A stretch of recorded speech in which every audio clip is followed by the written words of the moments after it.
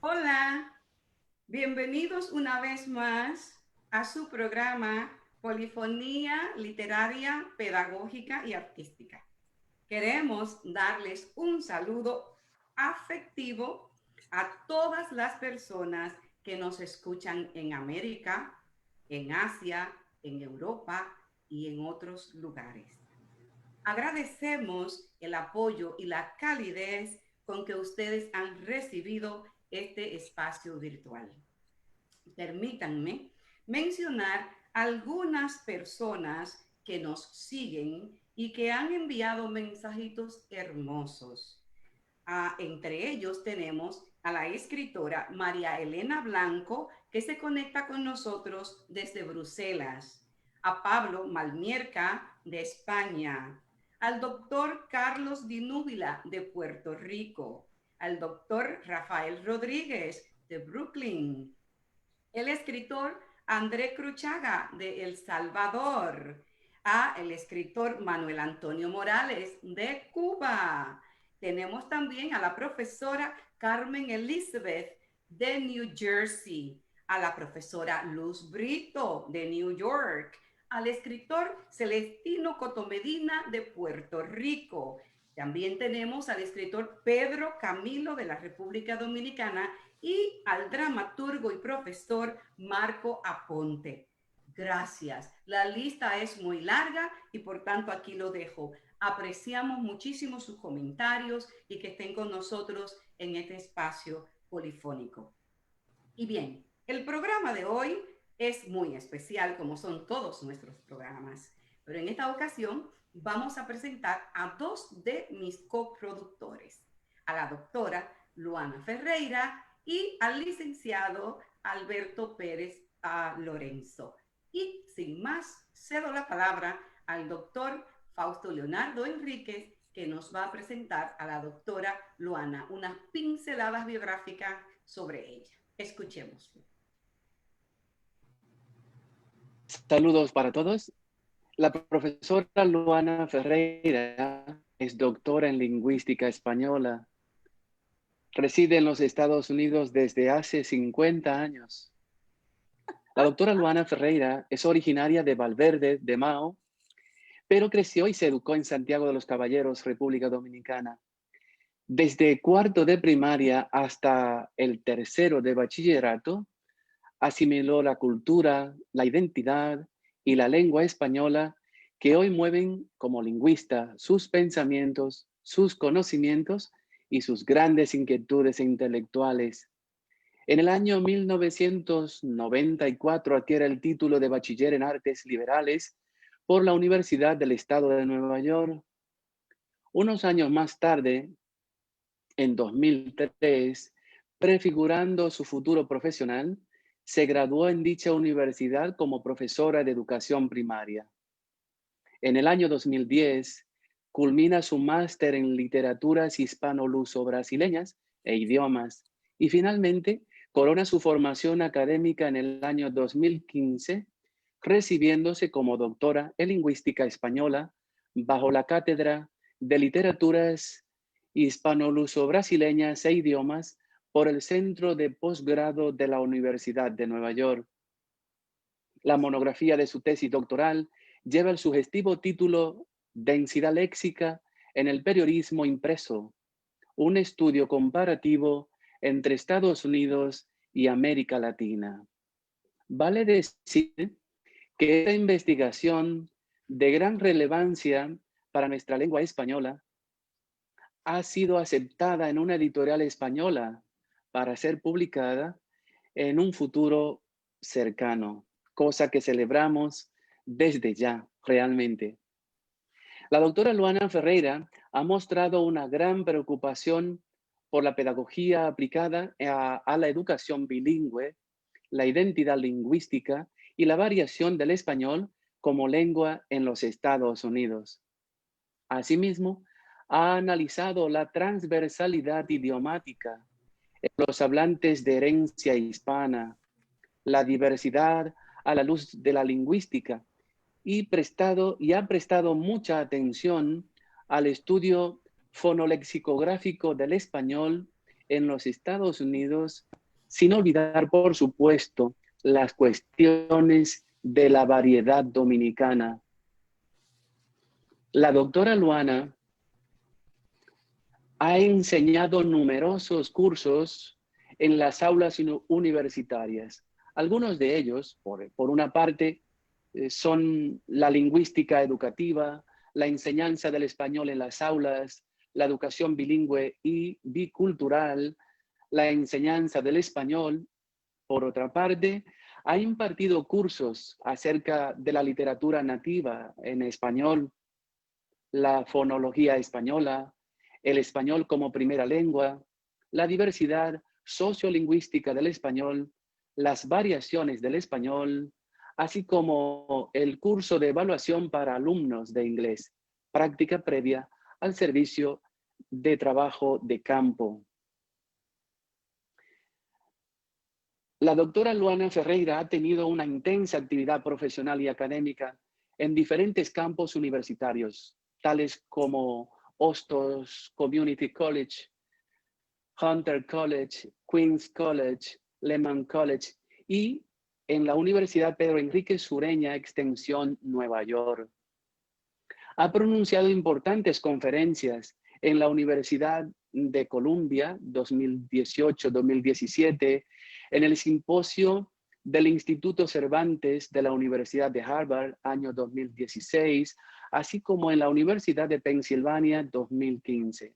Ha participado exitosamente con sendas ponencias en el 18º Congreso Internacional de la Asociación de Lingüística y Filología de América Latina en Colombia, año 2017, y en el Instituto de Literatura y Lingüística José Antonio Portuondo, Cuba, año 2015, entre otros. Destacamos también que la doctora Luana Ferreira fue nombrada bajo la administración del gobernador de Nueva York, Andrew Cuomo, jefa de gabinete del subsecretario de Licencias y Corporaciones, lugar desde el cual ejerció una importante tarea de reclutamiento de líderes y personas interesadas para planificar, desarrollar y ejecutar diversas actividades de divulgación y desarrollo comunitario, con especial énfasis en la educación profesional y empresarial, así como para diseñar diferentes módulos de aprendizaje bilingüe para empresas y derechos de los trabajadores.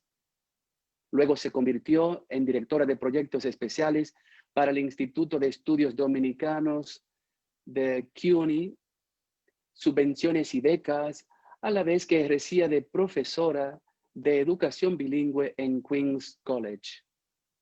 La doctora Luana Ferreira ha realizado de forma continuada por más intensa labor para impartir charlas y talleres de diversas índoles. Por ejemplo, en los últimos 5 años ha impartido talleres y charlas sobre estrategias para el empleo en la Universidad Estatal de New Paltz, New York, años 2018, la participación de líderes en diversidad lingüística en Albany, 2017, así como sobre la densidad léxica, resultados preliminares de un estudio comparativo entre el periodismo impreso en español en los Estados Unidos y América Latina, City College, New York, 2014, entre otros.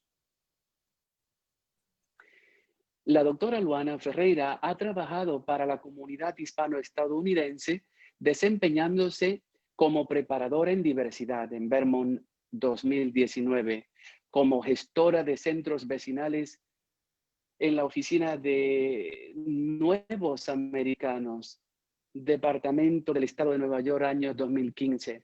Y también se ha desempeñado como diseñadora y desarrolladora de proyectos para jóvenes profesionales, bajo la firma de GT Solutions Inc., Nueva York 2014-2015, y también como diseñadora bilingüe para la instrucción y desarrollo del personal.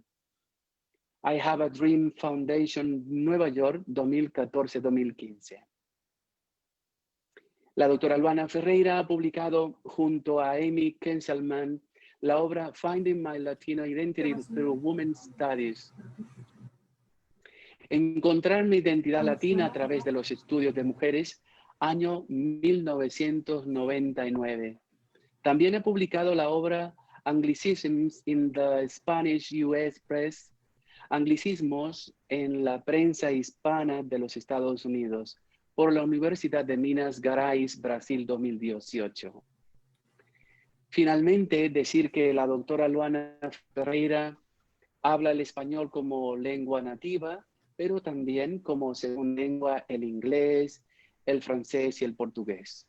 Podemos encontrar información sobre ella en diferentes espacios del Internet y webs que en particular. Por ejemplo, en Facebook podemos encontrar, rastrear su historial biográfico y particularmente tiene un blog que los recomiendo, Curiosidades del Español Dominicano.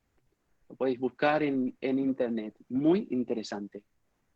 Y también en la página de Hunter College podemos encontrar algo más de ella. Bien, esto es todo por el momento. Como veis, el currículum de la doctora Luana Ferreira es extraordinario. Hay muchas más cosas que quedan en el tintero. Cedo la palabra a la directora del programa, doctora Teonilda Madera. Muchas gracias. Muchísimas gracias, doctor Enríquez, por esa estupenda presentación que ha hecho de nuestra querida Luana. ¿Y qué tal si ella ahora nos lee algo, ya sea algún fragmento de uno de esos ensayos lingüísticos que ha escrito, o quizás algo que tenga en su blog? Así que, ¿qué te parece, Luana, si nos deleita un poquito? Gracias. Primeramente, gracias a Fausto por esa introducción que me ha hecho y que me siento como que, wow, yo he hecho todo eso, yo en realidad he hecho todo eso. Y nuevamente a mi querida amiga Teonilda por hacerme partícipe de este sueño que siempre ha tenido y que finalmente se ha forjado. Yo voy a leer un pequeño pasaje de lo que escribo, que son las peculiaridades y las curiosidades del español dominicano. Hace tiempo que no contribuyo al blog, pero esto fue algo que se engendró en la clase del gran Isaias Lerner, especialista en arcaísmos latinoamericanos, que en paz descanse. Esto fue lo que engendró este proyecto. Entonces, esto se titula Sobre las falsas designaciones. Cuando Colón llegó a las costas caribeñas, nunca se imaginó el chanchullo, lío en dominicano, que se armaría cuando se enfrentó a la fastidiosa tarea de empezar a nombrar las cosas del nuevo mundo, entre comillas. Con el español en plena etapa de esplendor, pronunciado por el mismo Nebrija como lengua compañera del imperio, los colonizadores empezaban a notar que lo complicado no era la utilización de la recién consolidada lengua castellana, sino el definir los referentes con exactitud. Contraproducente fue el tratar de utilizar entradas léxicas preexistentes en el castellano para designar los descubrimientos del nuevo mundo, porque un jaguar no es un león, como tampoco una nagua es una falda. Aquel tollo lingüístico del cual se percataron rápidamente los conquistadores, obligaron a los mismos a abandonar el oficio de utilizar el castellano para definir las cosas taínas y empezar a incorporar algunos indigenismos al castellano a modo de llamar al pan pan y al vino vino. Así pues, triunfa canoa como la primera acepción indígena en el diccionario de Nebrija, escrito en 1495, marcando un hito en la lexicografía española. Asimismo, el empleo de otros indigenismos de la entonces hispaniola, como huracán y hamaca, han trascendido más allá del castellano, aunque con algunas adaptaciones morfológicas como hurricane y hammock en inglés, Uagan y Amak en francés y Hurricane y Angemate en alemán. A pesar de que esto nos enorgullece, pues los vestigios de la cultura taína han quedado plasmados en otras lenguas para la posteridad, lamento informarles que aún nos quedamos con la curiosidad de saber qué son verdaderamente los limoncillos, pues limones pequeños no lo son.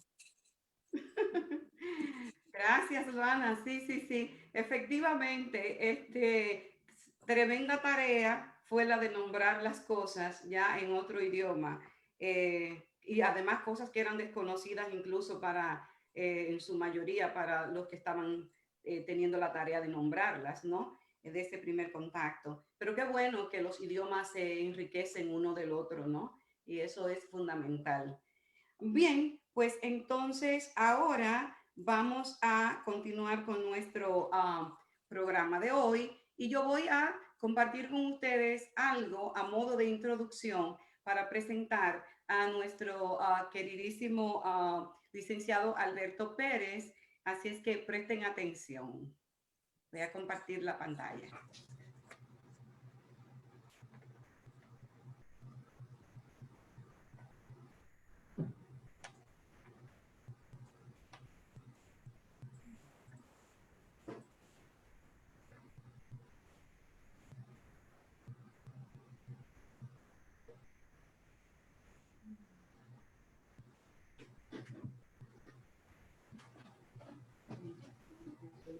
Técnico que no sale lo que iba a presentar, voy a tener que cambiar de opción, ver aquí.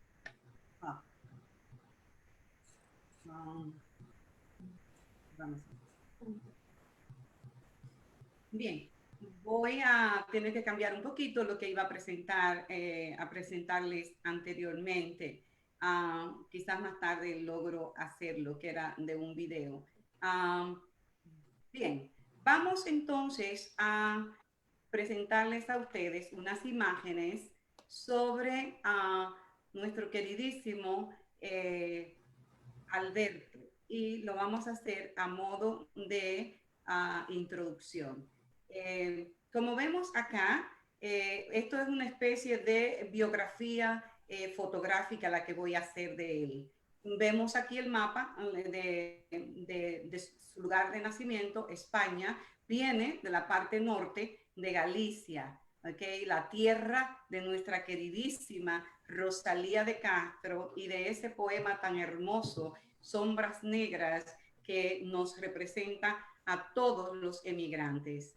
Esta es la iglesia de Santa Cristina de Bugarín, donde lo bautizan. Y aquí vemos una imagen de su padre, don José, y su madre Claudia. Y aquí vemos a Alberto niño, con una carita muy tierna y muy parecida a la del padre. Esta foto es fascinante. Aquí vemos a Alberto cuando estaba asistiendo a una escuela en Brasil. Y vemos aquí la insignia en su camisetita, que quiere decir escuela pública. Pero me llama muchísimo la atención verle el rostro desafiante de esta criaturita que tiene un puño cerrado, como quien dice, soy un emigrante que ahora empieza a batallar en una cultura nueva y diferente. Estoy listo para enfrentarme al mundo. Aquí vemos una imagen de una de las escuelas en Río de Janeiro donde él asistió. Esto es lo que llamamos en Brasil lo que se conoce como una favela, que es un lugar, ¿verdad? Una área un poco marginal donde vive la gente pobre y las casitas, ¿no? Las chabolas, unas muy encima de las demás, de las otras, o muy cercanas. Esto es una parte importante de Alberto, porque esto es, tiene que ver con su trabajo como empresario de pequeños negocios. Alberto trabajó por décadas en un restaurante muy famoso de Manhattan llamado el Centro Vasco, que estoy segura que muchos gallegos, muchos españoles y gente de toda parte del mundo vino a este restaurante a comer una comida deliciosa. Ahí, en este restaurante, había un mural hecho por Alberto, que es un pintor. Y vemos aquí, ¿no? Podemos todavía disfrutar de ese arte pictórico de nuestro querido Alberto, que estuvo ahí por mucho tiempo en el Centro Vasco, en ese restaurante. Aquí lo vemos a él, cito, en una de sus obligaciones militares, del servicio militar que tuvo que hacer del año 1973 al 74 en África, haciendo el servicio militar obligatorio. Y Alberto además es un hombre muy fascinante, muy polifacético. Tiene también unos inventos que él ha patentado para la comunicación radial, inspirado en el principio de la electroimán, que se formuló en el 1823. De ahí a él le surge la idea, ¿no?, de la ciencia experimental y hace varios inventos. Entre ellos, este es uno de sus inventos. Aquí vemos otro, aquí está otro más, y ya vemos cuán innovador puede ser nuestro querido Alberto. Esta es una imagen que vamos más tarde a disfrutar de ella, que es de uno de sus cuadros que hace para una de sus abuelas en algo que nos va a contar él y que yo no voy a adelantarles por ahora. Pero me gustaría entonces ahora ser un poquito más formal en su presentación y decir que Alberto termina con magna cum laude una licenciatura en Lehman College en el año 1995. En el 2001 obtiene una maestría en Historia Latinoamericana, en Latin American History. Es políglota, habla portugués, francés, inglés y español.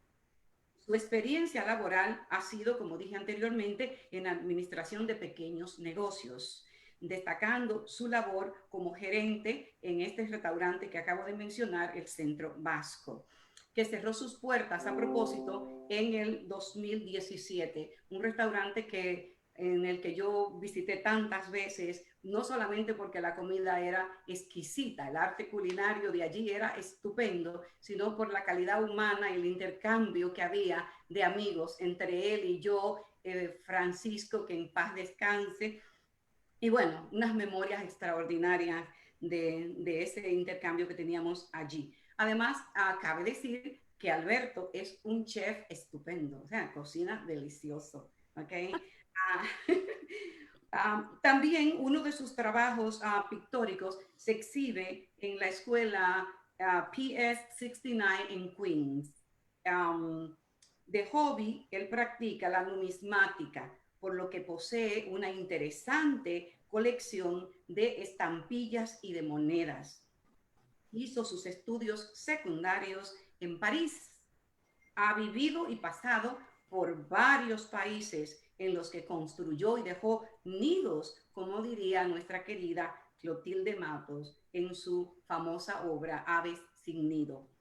Vivió en Portugal, Brasil, Venezuela, Francia, ya dije en África por un año y también en Nueva York. A él me une una amistad hermosísima que se ha ido cristalizando a través de los años. Además, dedica tiempo a hacer inventos, como dijimos, no experimentales en la ciencia experimental. Y me gustaría volver a compartir la pantalla mientras le leo un fragmento de las memorias que él está escribiendo y que yo tengo la dicha, el privilegio de que él ha compartido varias de estas narraciones ya conmigo. Entonces voy a mostrarle mientras leo una de sus imágenes para que nos remontemos a ese tiempo de Alberto, jovencito, llegando a un territorio diferente, nuevo, y queriendo allí conocer un mundo diferente, ¿no? Adaptándose a él. Pasa con todas las cosas que hacemos cuando estamos en un territorio que nos es desconocido. Quisiera volver aquí atrás, pero esto no me está dejando.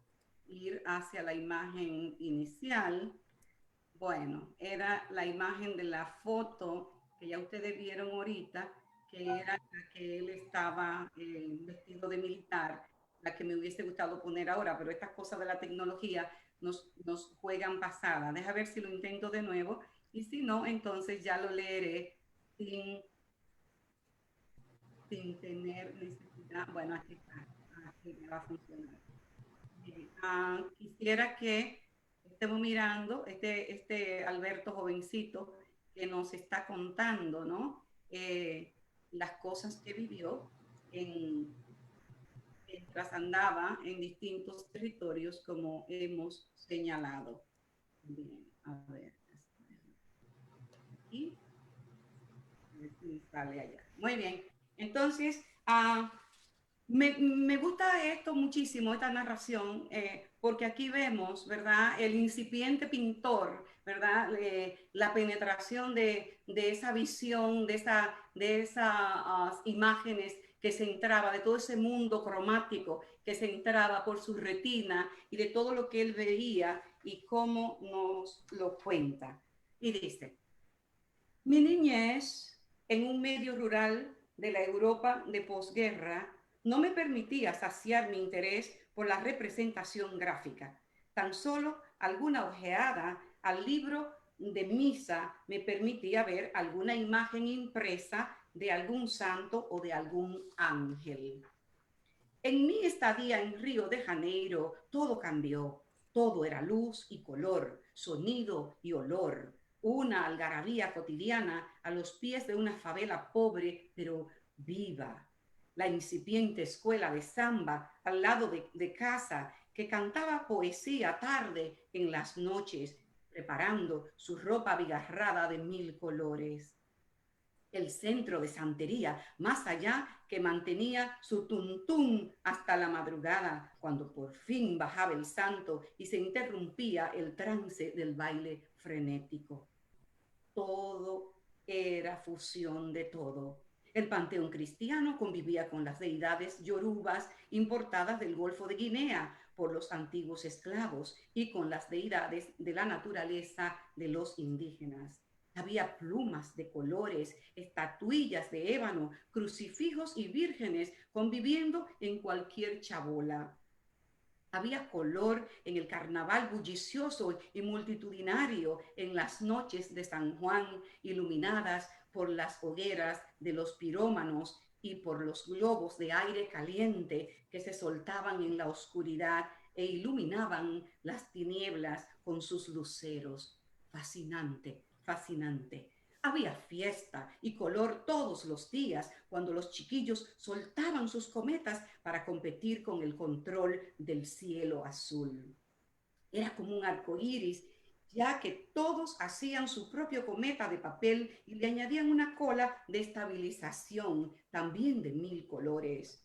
Hasta la gallina negra degollada sobre un cuenco de barro con harina de maíz adornada con cintas y velas me parecía colorida. Los autobuses, los tranvías, las banderas, la gente cuando iba a la playa.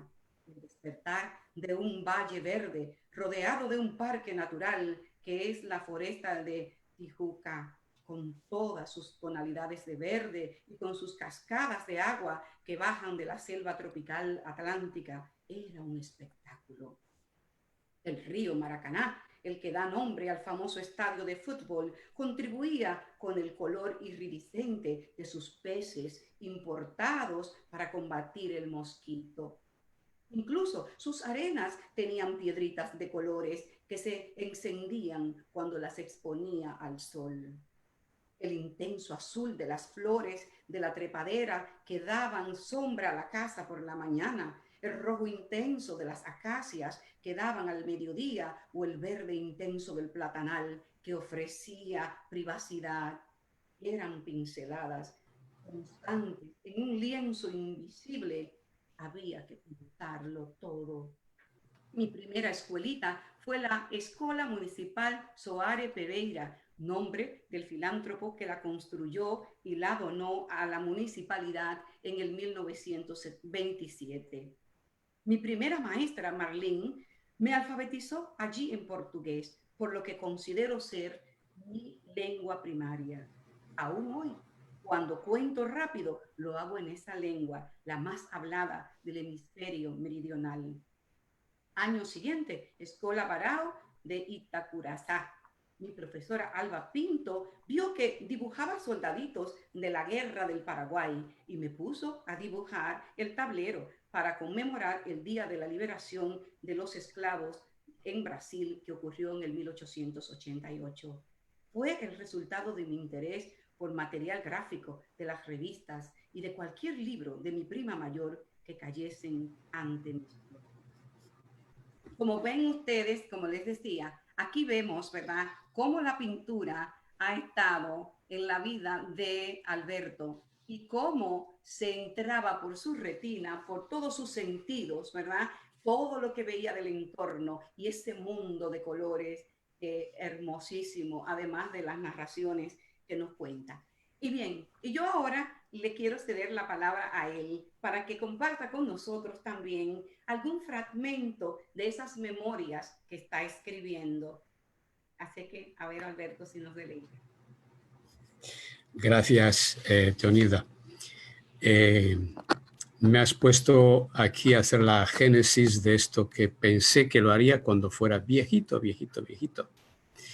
Pero bueno, vine al mundo en la parroquia de Santa Cristina de Bugarín, una de las 24 que conforman el Concejo de Pontareas, provincia de Pontevedra, Santa y Profunda Galicia. En la iglesia donde me bautizaron y donde está el Campo Santo, donde están los huesos de mis antepasados, se puede divisar una buena parte del valle del río Tea. Es un río pequeño, pero de caudal regular, que nace en las montañas de Orense.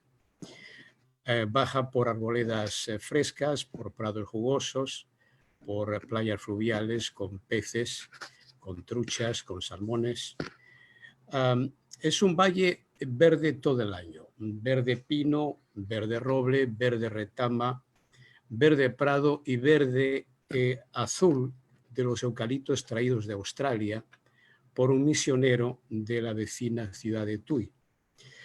Alberga el balneario de uso continuo más antiguo de España y también el municipio más pequeño por extensión, que es Mondariz, apreciado además por sus aguas minero-medicinales. Hay 3 hoteles que brindan alojamiento a los que quieren descansar en contacto con la naturaleza y disfrutar de la gastronomía en los pequeños bares que se llaman forunchos. Y allí sirven cocidos, sirven embutidos, jamones y todo regado con el vino fresco del país. Al sur del valle se pueden contemplar las montañas del norte de Portugal, la parte más meridional del país.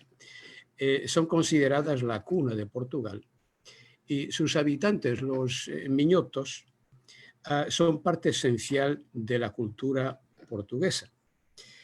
Todo el territorio, desde la frontera española hasta el río Duero, está considerada una eurozona por sus características.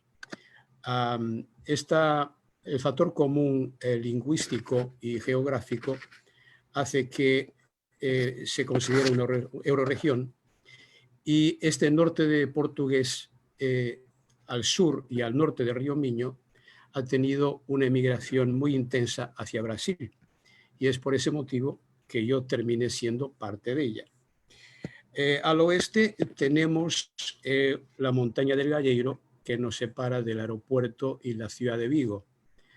Puerta del Atlántico, mayor ciudad de Galicia, mayor ciudad de España que no es capital de provincia, tiene el puerto pesquero más grande de Europa, es el primer conglomerado de construcción naval de España y el segundo de industria automotriz.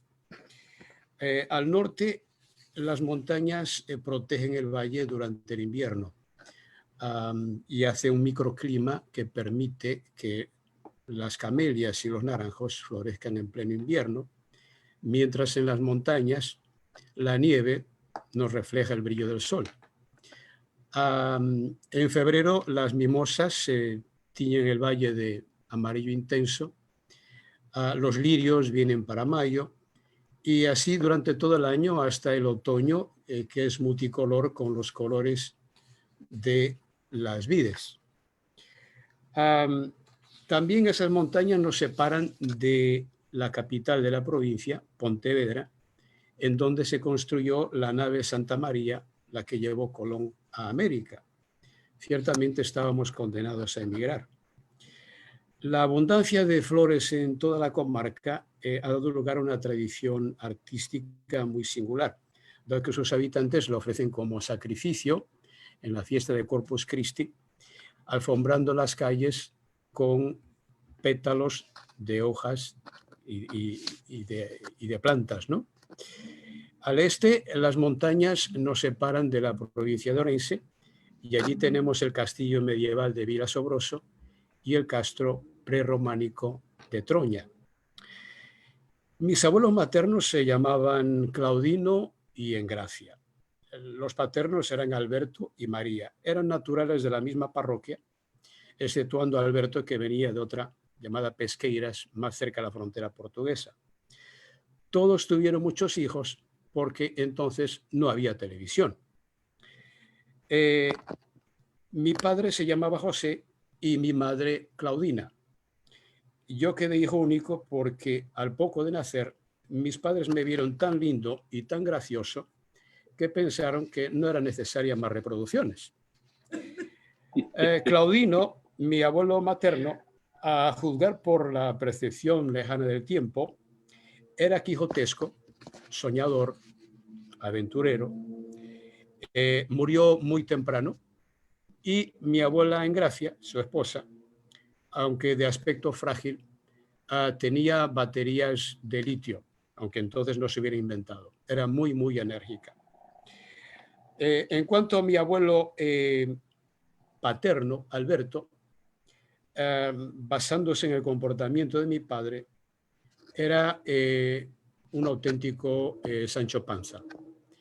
Era más bien reservado, tímido, frente a las dificultades firme, pero estaba sujeto a mi abuela María, que esa sí era de armas tomar.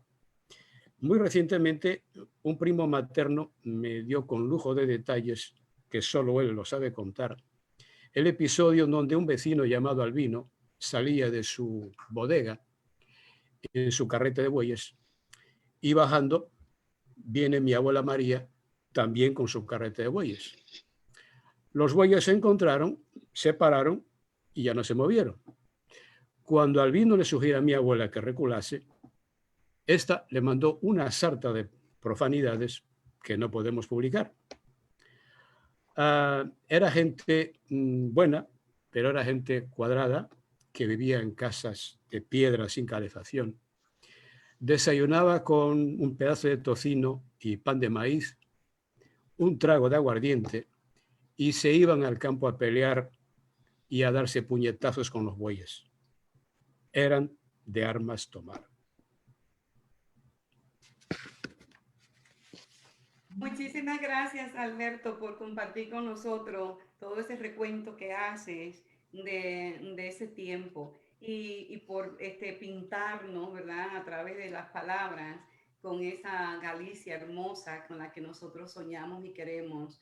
Yo he ido a Galicia ya un par de veces y, como he dicho anteriormente, hice el Camino de Santiago y tuve que pasar por todas esas partes de ahí. Sé muy bien de lo que hablas. Y sobre todo que me une a Galicia el cariño inmenso que he sentido, la conexión de alma que he sentido desde que tuve la dicha de aprender sobre la literatura de Rosalía de Castro y sobre todo de la labor lingüística que hizo ella, de darle otra vez a la lengua gallega el sitial que necesitaba y que merecía en los centros académicos, y sobre todo una sensibilidad enorme y profunda en sus poemas. Y Rosalía de Castro, yo digo también que se adelantó tanto a su tiempo, tuvo la premonición con ese poema de Sombras Negras de no solamente narrar lo que ocurría en la España y en la Galicia de su época,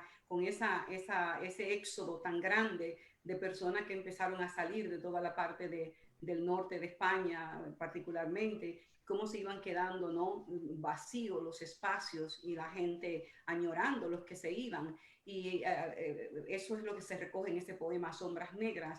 Pero además de eso, como digo, era el presagio también de ese exilio español republicano que se da en el 1939, cuando finaliza la Guerra Civil Española, y que tiene que ver España a partir tantos y tantos miles y miles de españoles que tienen que irse a asentarse como emigrantes en México y en tantos otros lugares, en Argentina, en el Caribe, en fin, en Estados Unidos, y que vinieron a enriquecer enormemente, como hacemos todos los emigrantes, que vamos a enriquecer los lugares donde se nos abre la puerta o donde nosotros nos insertamos, ¿verdad? Pero como digo, voy un poco más allá, porque ese poema Sombras Negras nos cobija a todos los emigrantes, que tenemos que dejar la tierra atrás, dejar personas que nos quieren añorándonos también. Así es que yo he tenido siempre ese llamado, ¿verdad?, hacia Rosalía de Castro, por muchísimas razones, por las cosas también de su vida y de todo, y además por su labor lingüística, que fue extraordinaria, es la que lleva de verdad otra vez el gallego a los centros académicos. Muy bien, entonces, gracias Alberto por compartir, gracias Luana, querida, por lo que han compartido con nosotros. Y ahora vamos a pasar a unas preguntas que tenemos para ustedes. Y me gustaría, primero, que la doctora Cintia Molina usara este espacio para hacerle algunas preguntas a ustedes. A ver, doctora Molina. Muchísimas gracias. Bueno, felicidades a estos dos compañeros, colegas, coproductores de este espacio con quienes comparto hace par de semanas. Es una maravilla. Estoy fascinada. Alberto, no sabía que fuera tan gran narrador. Y Luana, ¿qué decirte? Bueno, tengo una pregunta para Luana.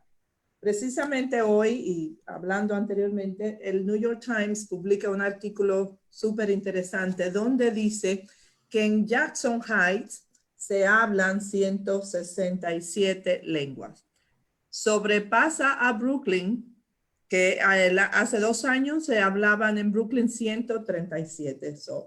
Jackson Heights sobrepasa a Brooklyn. Entonces, mi pregunta es la siguiente. En una ciudad políglota como es Nueva York, hoy enfrentamos una crisis. Los programas de lengua, tanto a nivel preuniversitario como universitario, están siendo destruidos. No tenemos estudiantes de lenguas, no se enseñan las lenguas.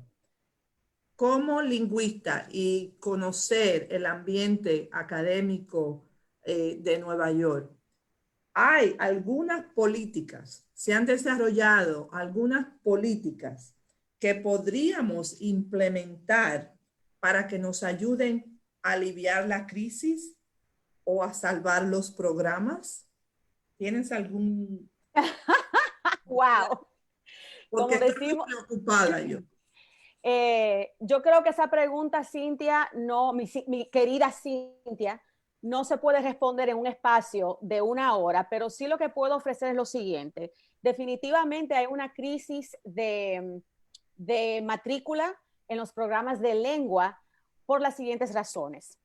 Estados Unidos no se forja como una nación que tiene aspiraciones bilingües como las naciones europeas, en donde el bilingüismo da prestigio y tiene importancia.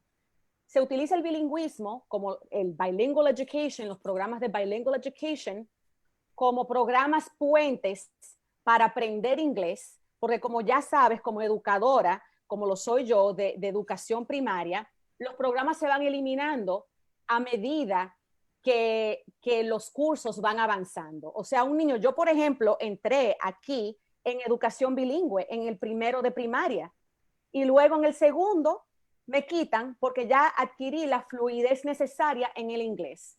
Entonces, hay políticas lingüísticas de dos vertientes. Se tienen que crear programas e intenciones políticas para que los egresados de las escuelas secundarias sean verdaderamente seres bilingües.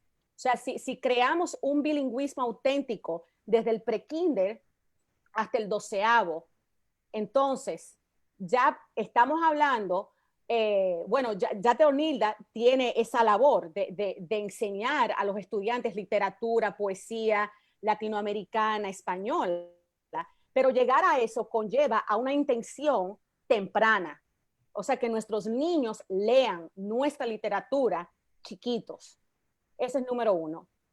Número 2, tiene que haber una planificación del por qué el hablar lenguas, sea cual sea, tiene su importancia y relevancia. Porque la generación joven lo que se está preguntando es, what do I do with this degree? ¿De qué me vale a mí tener un título en español como lo adquirí yo, licencia? Entonces, el rediseño a nivel universitario tiene que ser multidisciplinario, de que no se estudia literatura simplemente por el amor a literatura, de que podemos ser intérpretes en las Naciones Unidas, que podemos adquirir un título de relaciones internacionales en donde la multiplicidad lingüística es importante.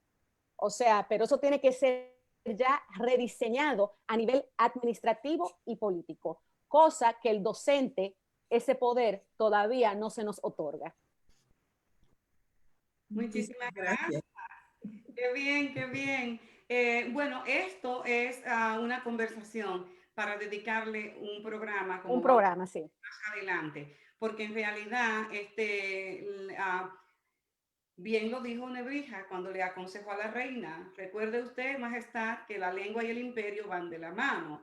Y aquí, en realidad, se pone eso muy en práctica. O sea, desde las altas esferas del gobierno, lo que se entiende es que si el inglés le da cabida a otras lenguas, entonces ya está en juego muchas cosas de dominio. Y entonces por eso es que en vez de ver el pluralismo lingüístico como algo extraordinario, que lo es para todo individuo que se puede comunicar y enriquecerse en otras lenguas, se tiene temor. Por eso es que muchos estudiantes, incluso que uno tiene que impartir lengua, enseñarle español, por ejemplo, te dicen que son monolingües, no hablantes de inglés, y cuando llegan al salón, llegan con la mente ya predispuesta a no querer aceptar aprender esa lengua. Lo que te dicen es, why do I have to learn Spanish? This is America. Y yo digo, well, first of all, you need to learn history, okay, and geography, because America is not only the United States, okay? So, y por eso es que se enseña español, porque aquí la primera lengua que se habló después de las lenguas aborígenes fue español. De modo que es una actitud, y eso viene, como ya acaba de decir Luana, y eso lo sabemos porque lo hemos estudiado nosotros todos en diferentes disciplinas, y sobre todo en la lingüística, es una actitud política que viene desde la alta esfera del gobierno. Y por eso es que los programas se van mutilando constantemente y se van eliminando. Y fíjate qué ironía tan grande que salir en el New York Times ese artículo donde se verifica que en Washington Heights solamente, que estamos hablando de un chin del territorio de los Estados Unidos, que convivan más de 160 y pico de lenguas, y que irónicamente entonces tú vas a las escuelas o a las universidades y ¿qué se enseña ahí? Quizás uno o dos idiomas, no más. O sea, ahí está la gran paradoja. De modo que hay que cambiar. Eso tiene que cambiar. Y bien, ahora le cedo la palabra al doctor Enríquez a ver qué pregunta tiene para ya sea para Alberto o para Ana. Bien, haré simultáneamente las dos preguntas, una para Luana, primero para ella y luego para Alberto, pero las haré ahora en un solo tirón. Para la doctora Luana, me gustaría que nos diera su visión de la vertiente polifónica de nuestro programa de diálogo y discusión coordinado por la doctora Madera. La polifonía responde en el fondo a la diversidad de ideas, de pensamiento y a la pluralidad de expresiones de la literatura y del español. Acorde con eso, ¿de qué manera los literatos residentes en los Estados Unidos, poetas, novelistas, cuentistas, ensayistas, lingüistas como ella, entre otros, podrían fomentar, ampliar y conservar el acervo cultural y la identidad hispanohablante en un contexto de diversidad lingüística, lo que acabamos de decir? Y para el licenciado Alberto, España, Francia, Brasil y Estados Unidos han sido para ti puertos donde por algún tiempo o años has atado cabos como hacen los marineros con sus barcos para después soltarlos de sus norais, es decir, de aquellos pilones, no pilotes donde se atan los barcos, para volver a atarlos en otras orillas. Según tus experiencias de nómada existencial, eh, ¿cómo has vivido esos momentos de arraigo y desarraigo? ¿Dónde está tu corazón como emigrante después de haber dado tanto tumbos, ¿no? de países? Esas son las dos preguntas para ambos. Primero la doctora Luana. Gracias. Como yo acabo de hablar, le cedo la palabra a mi querido colega Alberto primero, como cortesía. Gracias. Perdón. ¿Dónde va primero ahora? No, porque yo acabo de hablar, entonces quiero cederle para luego yo responder. Bueno, realmente nunca ha habido desamarre. Las cuerdas eran de chicle y pueden estirarse perfectamente y la conexión sigue permanente, ¿no? El vínculo es muy grande, permanece constante en el corazón, donde están todas las cosas bonitas que llevamos dentro. En todos estos países, la familia extendida, primos de primera y de segunda generación, viven. Yo tengo el gusto de estar en contacto con ellos y tener un árbol genealógico que ocupa varios pies de longitud. Estoy en contacto con todos y hago lo que se llama mimetismo. Si voy a Brasil, pues me vuelvo brasileño. Si voy a Francia, me vuelvo francés. Y como se dice, soy de todas partes y de ninguna. Y me siento cómodo perfectamente. Pienso que viajo en un gran nave espacial de forma esférica con un montón de gente. Muy bien, gracias por esa respuesta, ¿no? que le da al doctor Enríquez. Y a ver, Luana, ¿qué nos dice? Bueno, polifonía en el sentido más simple significa multiplicidad de sonidos, ¿verdad? Polifonos, ¿verdad? Entonces, para mí lo que hay que hacer es celebrar la convergencia lingüística del español, no solamente en Jackson Heights, en Manhattan, en Brooklyn, y elevarnos a nosotros mismos, porque rebobinando sobre lo que dijo Cintia y lo que dijiste, Teonilda, es prestigioso cuando personas de otras razas no latinas, si me entienden, son bilingües, pero entonces el bilingüismo se reduce en la boca del dominicano como yo, del mexicano. Entonces, es simplemente elevarnos el uno al otro, el eliminar las ideologías de que hay variedades del español que son mejores que otras, que suenan más bonitas que otras, y simplemente celebrar esa multiplicidad de sonidos, de variedad lingüística que convergen en un mismo espacio. Así es que yo visualizo la polifonía y este programa. Excelente, gracias. Bien. Bien, gracias. Yo tengo una pregunta para Alberto.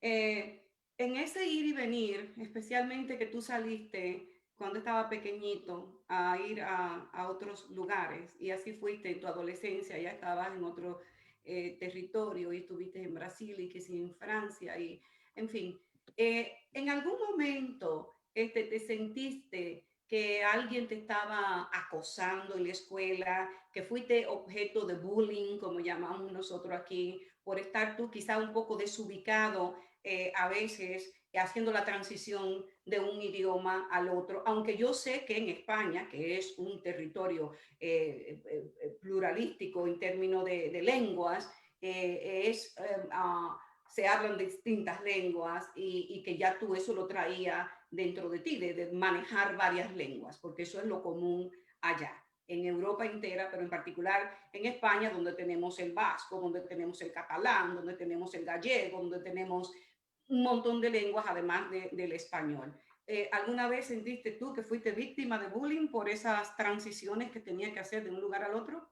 Sí, sí. En Brasil sufrí bullying con los niños por la fonética que no la absorbían y pensaban que era portugués. Entonces tenía bullying por portugués. Y regresando a España, como el castellano era deficiente, pues los locales me hacían bullying también por portugués. O sea que estaba condenado a sufrir bullying como fuera. Tuve que imponerme para sobreponerme a eso. O sea que existe. Los niños pueden ser muy crueles. Definitivamente, por eso te hacía la pregunta, porque también mi hijo, yo lo expuse a eso una vez que me fui a la República Dominicana, unos 3 años duré por allá, y él estaba desubicado lingüísticamente hablando, porque su idioma era el inglés, y entonces allí él estaba desorientado y también vivió experiencias similares. Muchas gracias. Y para la doctora Ferreira, mi pregunta es, ¿de qué forma piensas tú que se deben aproximar o exponer a los niños y a los adolescentes a la lingüística? Porque la lingüística, como sabemos, mucha gente tiene la idea, la concepción de que lingüística nada más se debe enseñar ya a un nivel de universitario, por decirte algo, pero no, esa no es la realidad. ¿Qué dices tú a eso? Lo que pasa es que la lingüística es muy amplia. La gente piensa que lingüística es simplemente ser políglota, hablar diferentes idiomas. Pero, por ejemplo, el niño en la República Dominicana, cuando empieza a leer, lee lingüísticamente dentro de un aprendizaje silábico y no fonético como en el inglés. O sea, el aprendizaje del español es silábico, mame, mi, mu, pape, pipo, pu, sase, si, so, su, mi mamá me ama, amo a mi mamá. Entonces, es simplemente exponerlos, por ejemplo, a un proceso metacognitivo de que el niño piense cómo está aprendiendo una lengua. E inclusive mi mentor, Ofelia García, habla mucho de eso, lo que es el translanguaging, el traslenguando, lo que somos generación X y nuestros padres llegaron a los Estados Unidos en los 70, 80, fuimos intérpretes. Mi mamá me llevaba al banco, me llevaba a la oficina y yo de 8 años interpretaba lo que ella estaba diciendo del español al inglés. Entonces, ya somos expuestos a una temprana edad, pero lo que hace falta es el etiqueteo, sencillamente. El niño aprende a hablar y aprende a pensar sobre la lengua desde muy temprana edad. Sencillamente es etiquetearlo. Naturalmente, y es importantísimo porque es ahí donde se va formando cada uno de los morfemas y de todas las herramientas de la sintaxis de una lengua que el niño va adquiriendo y lo va conociendo y manejándolo desde muy temprana edad. Pero es importante no hacer énfasis en eso, que se deben exponer los niños desde pequeño conscientemente a lo que están utilizando la lengua como un objeto científico que lo es de estudio. Bueno, señores, qué pena que ya estamos llegando al final de este programa, pero yo no quisiera que termináramos sin antes decir gracias, escritores, profesores, artistas, público en general que nos sigue en este espacio polifónico que hemos abierto. Estamos llegando, como digo, al final, pero también quisiera apuntar algo, y es que a partir de ahora nuestros programas van a ser mensuales, una vez al mes. al final del mes, domingo, al final de cada mes tendremos un programa. Quisiera darle las gracias a todas las personas que han escrito, como dije anteriormente, comentarios muy bonitos, a todos aquellos que han compartido nuestros programas anteriores, y yo espero que hagan lo mismo con este y con todos los demás. Mientras esperan por nosotros en un mes, vayan mirando estos 3 programas una y otra vez para que ustedes puedan darnos también sugerencias, porque no, estaremos más que dispuestos a aceptarlas. Y nada, nuestro próximo programa será domingo 27 de septiembre a las 4 de la tarde. Nos vamos a ir una hora más tarde, a partir de septiembre 27. ¿Qué decirle? Voilà, see you later. Ha sido un gusto enorme estar con ustedes de nuevo. Gracias, doctora Cintia Molina. Gracias, doctor Enríquez. Gracias, doctora Ferreira. Gracias, licenciado, pintor, querido amigo Alberto. Gracias a todos ustedes. Los queremos muchísimo y nos veremos en nuestro próximo programa. Así que, chao, besos, se cuidan. Adiós. Bye.